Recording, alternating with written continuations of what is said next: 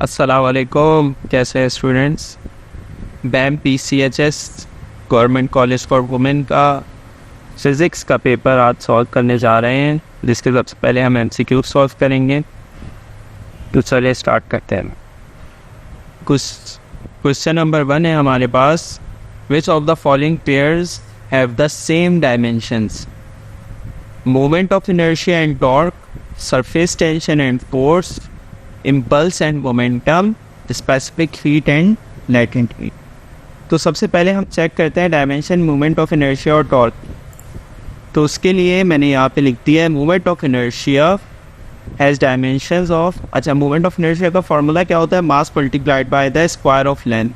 मास की डायमेंशन होती है m, लेंथ के स्क्वायर की डायमेंशन होती है l स्क्वायर। तो टोटल मिला के जो डायमेंशन बन रही है मोमेंट ऑफ इनर्शिया की वो है ml स्क्वायर। टॉर्क का फॉर्मूला होता है force multiplied by length. Force की डायमेंशन क्या होती है?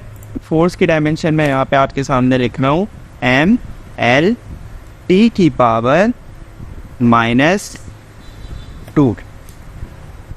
जब इस फोर्स की डायमेंशन में हम क्या मल्टीप्लाई कर देंगे?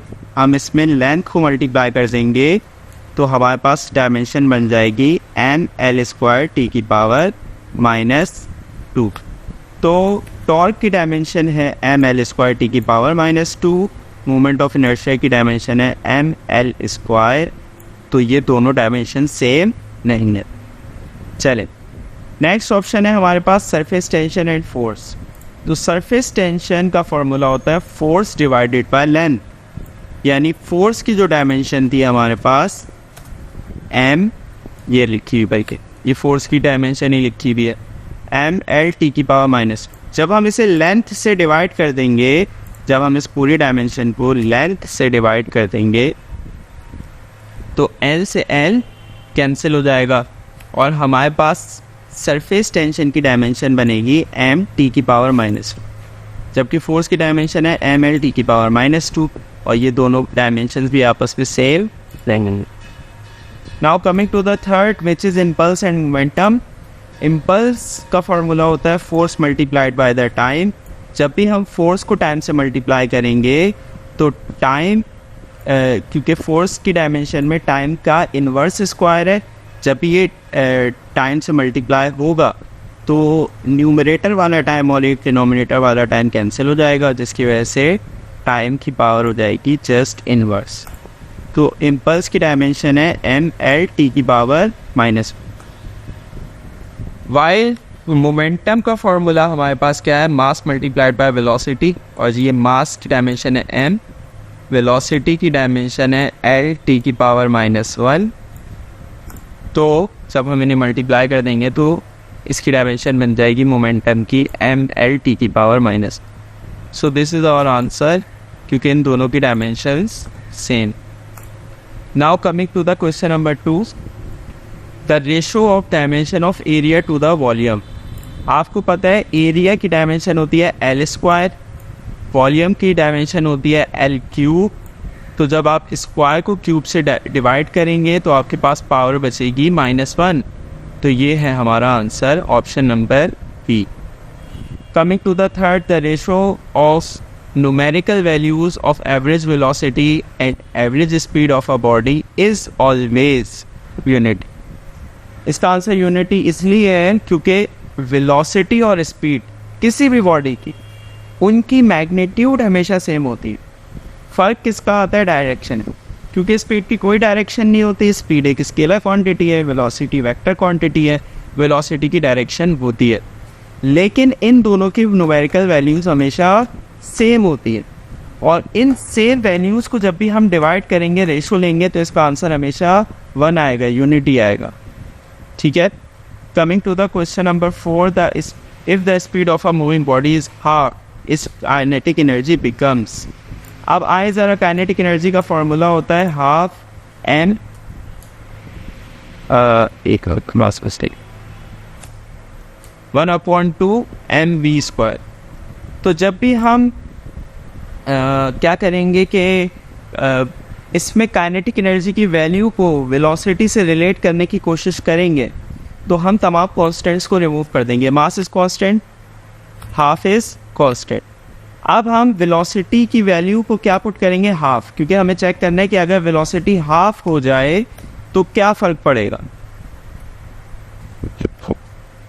तो जब हमने हाफ का स्क्वायर करा तो हमारे पास आंसर आएगा 1/4। तो जो भी काइनेटिक एनर्जी होगी वो 4 टाइम्स डिक्रीज हो जाएगी या 1/4 हो जाएगी ओरिजिनल काइनेटिक एनर्जी के, अगर वेलोसिटी हाफ हो जाए तब। Now coming to the fifth, while spinning, a dancer suddenly stretches his arms, the angular velocity will। Body को स्ट्रेच करने से जो है वो इनर्शिया इंक्रीज़ हो जाता है, और जैसे ही डांसर स्पिन करते हुए बॉडी को स्ट्रेच करेगा तो इनर्शिया के इंक्रीज़ हो जाने की वजह से एंगुलर वेलोसिटी जो है वो डिक्रीज़ हो जाएगी। Coming to the sixth, which of the following is the common source of damping in oscillatory system? Oscillatory system यानी vibratory system such as simple pendulum, such as mass attached to spring। तो इन चीज़ों में कोई सी भी oscillatory system में damping, यानी आपको पता होगा डैम्पिंग किसे कहते हैं। डैम्पिंग का मतलब ये होता है कि बॉडी का जो एम्पलीट्यूड है वो आहिस्ता आहिस्ता आहिस्ता आहिस्ता हर वाइब्रेशन के बाद डिक्रीज़ होता रहता है, सही। और एक वक्त आता है कि अपनी वो बॉडी जो है उसकी तमाम वाइब्रेशन स्टॉप हो जाती है। तो ऑसिलेटरी सिस्टम के अंदर या वाइब्रेटरी सिस्टम के अंदर जो डैम्पिंग की कॉमन सोर्स है, कॉमन कॉज है डैम्पिंग का, वो है फ्रिक्शन। एयर फ्रिक्शन हो या कोई से भी मीडियम, जिस मीडियम के अंदर वो बॉडी वाइब्रेट कर रही है उस मीडियम की फ्रिक्शन जो है वो डैम्पिंग का कॉज बनती। Coming to the seventh, a wire of uniform area of cross section A, length L and resistance R is cut into 2 parts. The resistivity of each part is becomes half, is doubled, remains। तो इसका answer है remains, क्योंकि resistivity जो है वो material पे depend रहती है। मिसाल के तौर पे कॉपर वायर, अब कॉपर वायर के हमने 2 पार्ट्स कर दी, तो क्या उसके दोनों पार्ट्स जो हैं वो कॉपर के बजाय आयरन के बन जाएंगे, कॉपर के बजाय सिल्वर के बन जाएंगे? नहीं भाई, कॉपर के ही रहेंगे। तो जब मटेरियल सेम रहेगा तो आप उसके 2 पार्ट्स करें या 100 पार्ट्स करें, उसकी रेजिस्टिविटी जो है वो कांस्टेंट ही रहेगी, सेम ही रहेगी। Now coming to the 7, data in compact disc is stored in the form of analog, digital, both and B noise. तो ये बात सब जानते हैं कि सीडी के अंदर जो डेटा है वो डिजिटल फॉर्म में स्टोर होता है। The charging of a capacitor through a resistance follows linear law, square law, exponential law, inverse square law. तो ये आप जानते हैं सारी बात कि चाहे चार्जिंग ऑफ कैपेसिटर हो या डिस्चार्जिंग ऑफ कैपेसिटर हो, चार्जिंग का भी जो फार्मूला है, जो ग्राफ है वो एक्सपोनेंशियल है, डिस्चार्जिंग का भी जो फार्मूला ग्राफ है वो एक्सपोनेंशियल है। तो ये एक्सपोनेंशियल लॉ को फॉलो कर। The property of fluids due to which they resist their flow is called. Fluids यानी हर वो चीज़ के जिस पे जब भी शेयर स्ट्रेस अप्लाई हो तो वो फ्लो करना स्टार्ट कर दे। कोई भी चीज़ जब भी वो फ्लो करेगी शेयर स्ट्रेस अप्लाई होने के बाद उसे कहेंगे फ्लूइड, और उसके इस फ्लो को जो रेजिस्ट करेगा वो उसकी इंटरनल प्रॉपर्टी है जिसे हम कहते हैं viscosity. 11th MCQs is as compared to the sound waves, frequency of radio waves is higher, lower, equal, maybe higher or lower। तो साउंड वेव्स के से कंपेयर करें अगर हम रेडियो वेव्स की फ्रीक्वेंसी, तो जाहिर है यकीनन बहुत ज़्यादा हायर है रेडियो वेव्स की फ्रीक्वेंसी साउंड वेव्स के मुकाबले में। So coming to the 12th, when a movable mirror in a Michelson interferometer is moved by the path difference is। तो जब भी मूवेबल मिरर माइकलसन इंटरफेरोमीटर में मूव करता है तो वो जो भी वेव लेंथ है लाइट की जो उसके ऊपर इंसिडेंट हो रही है उसका हाफ टाइम्स वो मूव करता है।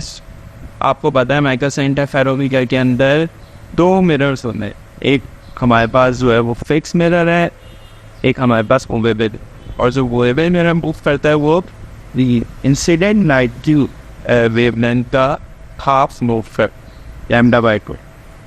Now coming to the 13th, if one tuning fork vibrates at 443 Hz and the other is at 440 Hz, what is the beats frequency?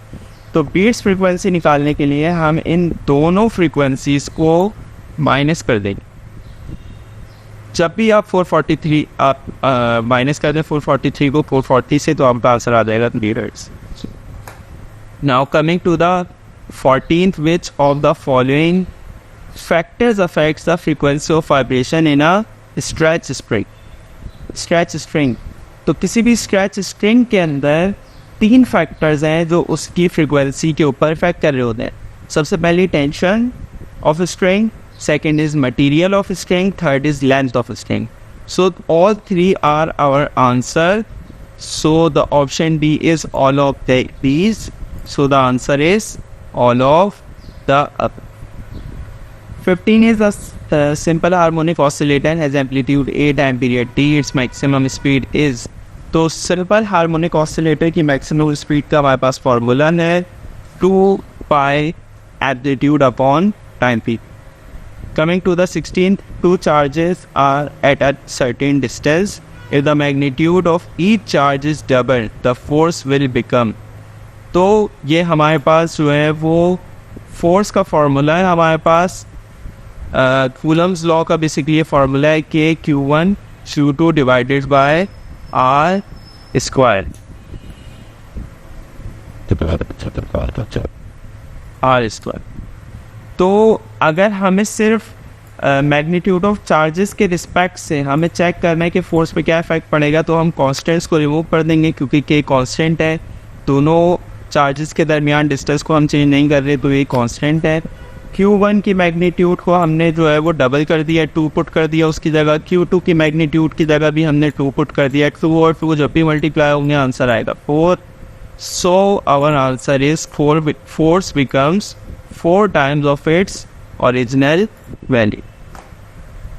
So the last MCQ of today's BAM PECHS College for Women first year physics paper is, a helicopter weighing 3920 Newton is moving up with a constant speed of 4 meters per second square. Therefore, the force exerted by its engine is, उसका engine कितनी force लगाएगा। अब देखें, जब भी constant speed होगी, speed जब भी कांस्टेंट होगी इसका मतलब एक्सेलरेशन जो है वो एग्जिस्ट नहीं करती, और जब एक्सेलरेशन एग्जिस्ट नहीं करती, एक्सेलरेशन हमारे पास 0 है, इसका मतलब ये है कि जो उसका वेट डाउनवर्ड एक्ट कर रहा है उतनी ही फोर्स अपवर्ड उसका इंजन एक्ट करना है, और जिसकी वजह से जब उसका वेट है 3920, इसका मतलब जो इंजन की फोर्स है वो भी क्या है 3920। So this is our paper of BAM PECHS government college for women. इंशाल्लाह अगली वीडियो में किसी और पेपर को सॉल्व करेंगे, तब तक के लिए